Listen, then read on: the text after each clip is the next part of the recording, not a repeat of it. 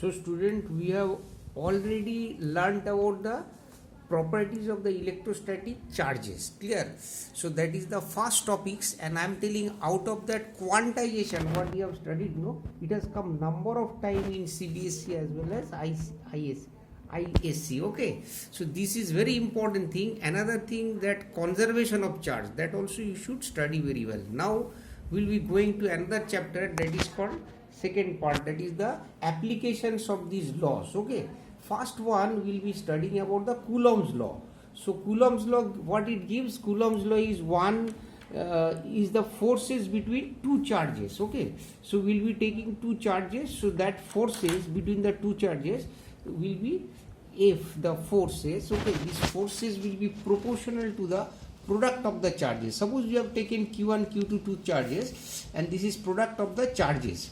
It is taken in coulombs. Okay, and you should know very well that Coulomb is not an SI unit. Okay, Coulomb is just a unit, and SI unit is ampere seconds. Okay, so this is one thing you should know. And then force we are writing that Q1 and Q2, and force is proportional to the 1 by r square. So it is like a gravitational law. Okay, in case of gravitational we are writing m1 and m2, and it is r square. So we write that force is proportional to q1 q2 by r square. Okay, this is correct. You have got it clear.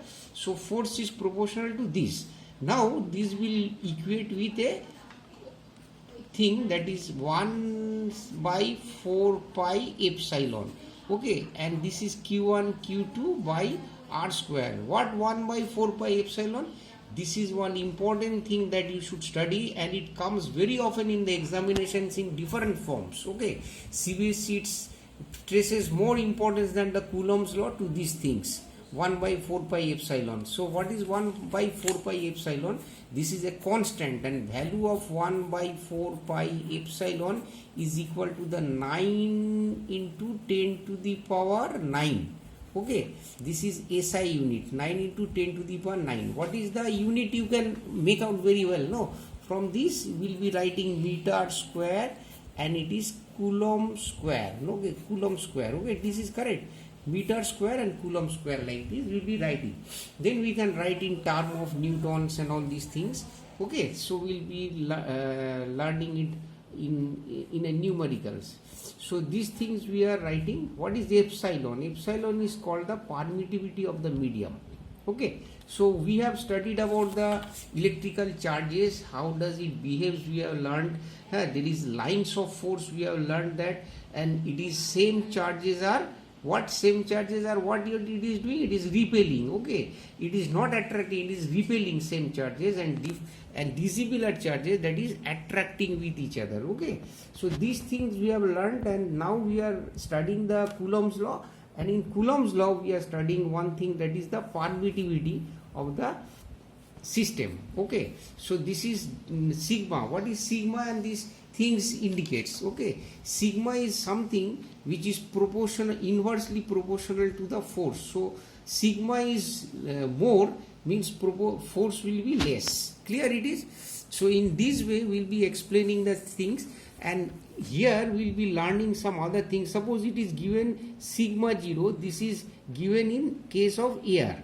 Okay, but or vacuum, the value of this 1 by 4 pi epsilon equals to 9 into 10 to the power 9. It comes for air or vacuum. Okay, now we can change these things. Sigma we can write by multiplying 1 by 4 pi epsilon, that comes some other values, 8.85 into 10 to the power minus 12 it seems. No, so it is like this. So we'll be calculating this thing, how it is coming, 9 into 10 to the power 9. So we'll be writing 9 into 10 to the power 9, that is equal to 1 by 4 pi epsilon 0. So what is epsilon 0?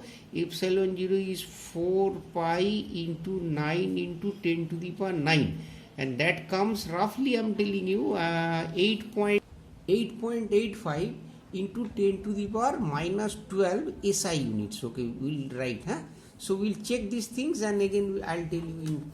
Okay, so these things we know very well. how will we, these things we 1 by 4 pi epsilon, we can write Newton meter square and Coulomb square. Newton meter square divided by Coulomb square. Last time force we have not written, no, so that's why we have written meter square Coulomb square like this. So we'll be writing, this is F is coming Newton, no, F into R square Q1 Q2. So what it gives, F in Newton, this is in meter square and this is in Coulomb square. So we can write the unit in this way and you can do it, I feel, yourselves also. Clear it is? Now you check these things. Now suppose we are taking glass or else wood, something like that. So what would be epsilon in this case? We'll be writing glass Eg, that is for glass. Okay, now we'll be writing EW, means it is for water. So if so permittivity for water, it like this. Okay, we can write this permittivity of this and this in this way. Clear? Now what we can write, we'll be writing one thing, that is permittivity of glass, say, or permittivity of vacuum, that is called K. This K is called dielectric constant. These terms are what I am telling, no, it is all new to you, but you should learn it very well. Okay, this is which are very important for the examinations.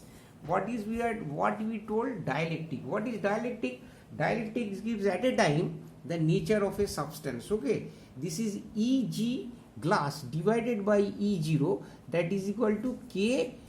That is equal to K. What is this K? K is called the dielectric constant. So what we can write, that is we can write Eg equals to K into epsilon 0. Clear? So what is this value of the K? We'll not be able to remember so many epsilons and values of so many epsilons. That's why we'll be remembering everything in term of the K. So now see what is the value of the K. Suppose K for the water comes out 80. Okay, so this is a whole number 80, and we can find out these things in this way, epsilon zeros and everything. Let us now take a simple example of in form of a numericals and learn the things, that what is the epsilon and what is the effect of this epsilon on a charge. Okay, so these things we will be writing like this. Suppose what we have written here, two spheres of identical structures, charge with separate charge separated by a distance of 50 centimeter. What is the mutual forces of electrostatic repulsion if the charge on each is 6.5 into 10 to the power minus 7 coulombs, and what it is written, K for water is 80. Okay, if two spheres are placed in water, if these two spheres are placed in water, find the forces between them in water. So it is first kept in air and then it is kept in a water, okay, under the water, and we'll find the forces, how does it changes. So how we'll be doing, we'll be finding out the force of attraction that is given this much in air. Okay, using Coulomb's law, that we can find out the force of attraction. What we are using? We are using this formula, 1 by 4 pi epsilon Q1 Q2 by R square. Everything is given here, so we'll put 9 into 10 to the power 9. Q1 Q2 the values given, and R square, that is the distance. Okay, so we'll be getting these things, that 1.521 into 10 to the minus 2 Newton. Okay, so now these things, suppose we are taking water, so what will be writing? Force that is for water. Okay, force that is generated for water. So how will be writing this? We'll be writing that force is equal to the 1 by 4 pi epsilon 0 into K. This K is the dielectric constant for the water. Okay, Q1 Q2 by R square. So it is what? F in air divided by K. Correct, you just check up these numericals very well. This is the force in air divided by K, as we are writing 1 by epsilon 0 K Q1 Q2 by R square. This K will come as a force here. Okay, so force in air divided by K, that is F by 80. So F will reduce by 80 times. Is it correct? Just see how it will be reducing. 1.521 into 10 to the minus 2 will reduce to 1.9 into 10 to the power minus 4 Newton. So suppose I am taking some water charges inside the water, so its forces will reduce. So what is the effect of the permittivity? What is the effect of the your dielectric constant? That you understand now very well, no? So this is the thing you should practice, and this type of sums comes in very often in the examinations. Okay, so now we'll be writing another things, that is Coulomb's law in vector form. So in order to transfer anything to the vector, what we'll have to do? Suppose we have written a scalar form like this: F equals to 1 by 4 pi epsilon q1 q2 by r square. So what will be transferring it to vector? You have read in class 11, so vector formation. So we'll be converting it to vector. In order to convert a scalar to a vector, we should multiply with what? Unit vector. So what is unit vector? Unit vector of the force, let us write n. So n into f, that is equal to 1 by 4 pi epsilon 0. 1 by 4 pi, write it properly, 1 by 4 pi epsilon 0 q1 q2 by r square, and here we will be taking the unit vector of r. Clear? So in this we will write, convert it to vector. So it will be vector f, that is equal to 1 by 4 pi epsilon q1 q2 by r square. So this one will be, r will be the vector, so it will be converted to this. Why? Because r, value of r into vector r, that is equal to vector r. Correct?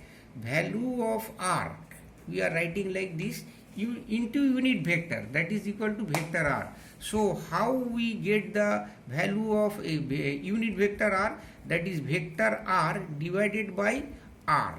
Okay, so we'll be writing here vector r and divided by r. So this is square, so this will be 1 by 4 pi epsilon 0 q1 q2 by r vector divided by r square, r cube, sorry, these r comes here and it becomes cube. So this way we can write the Coulomb's law in vector form. So it is clear to you, no?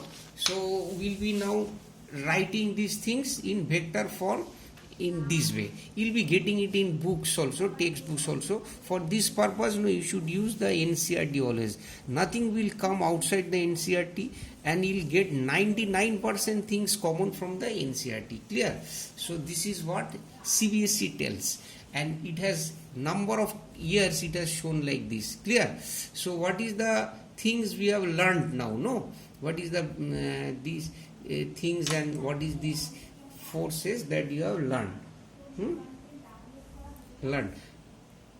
So let us just see the applications of the unit chart, applications of this vector form of the Coulomb's law. Okay, so what is the applications of the Coulomb's law? By the Coulomb's law we can find out the unit charges. Okay, what is unit charges? This is the things I am telling, very important for CBSE, and that's why rather than going through the books here and there and wasting your time, you go through these specific things what I am telling, and you'll get common. I am telling almost everything from here. Clear? So it is, I have prepared it in such a way so that you can answer all the questions here.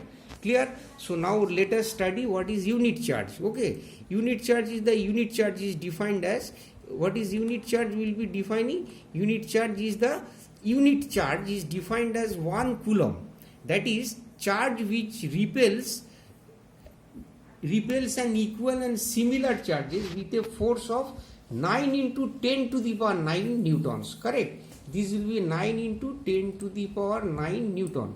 Just get it clear. Okay, 9 into 10 to the power 9 newton, will get it up like this. Clear? So it is 9 into 10 to the power 9 newton. Clear? How does it comes?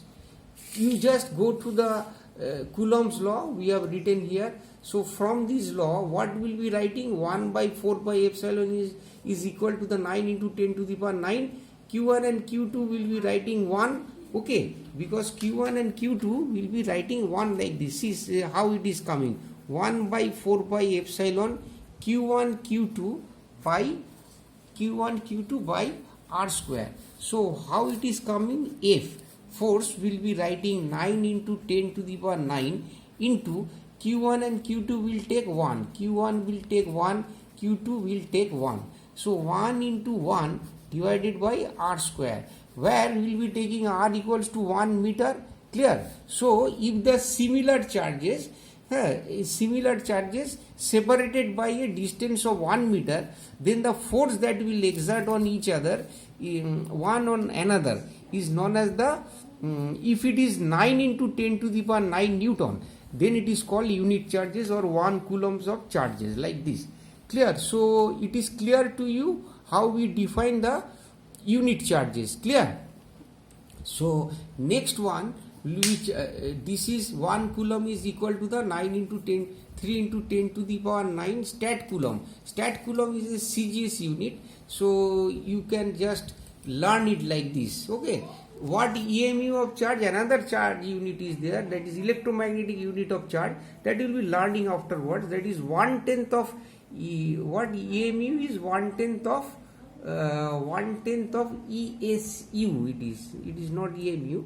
Okay, 1 coulomb is 1/10 of 1 EMU. Correct? You just write it like this. 1 coulomb is equal to the 1/10 of magnetic units. Clear? So this is clear to you. Next we will be learning what is linear density from Coulomb's law. Linear density is the total charge Q and the length of the conductor L. Okay, if the total charge Q is over the length of the conductor L and uniformly distributed, in that case we can write the linear density is equal to Q by L, that is Coulomb per meter, and it is indicated by a quantity known as the lambda in this way. Clear? And what is surface density? Suppose in a surface, like a surface, we have